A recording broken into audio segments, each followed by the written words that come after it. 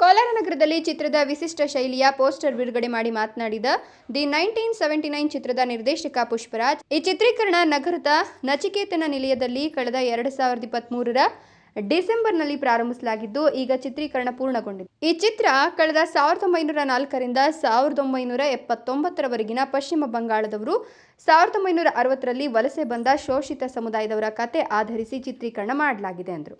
ಇದರ ಚಿತ್ರೀಕರಣ ಕೋಲಾರದಿಂದ ಪ್ರಾರಂಭಿಸಲಾಗಿದೆ.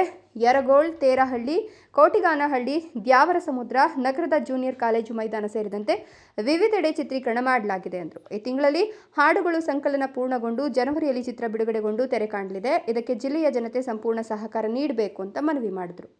ಅಂಚೆ ವಿಜಯ್, ಕೋಲಾರ, ರಾಯಲ್ಸ್ ಕನ್ನಡ.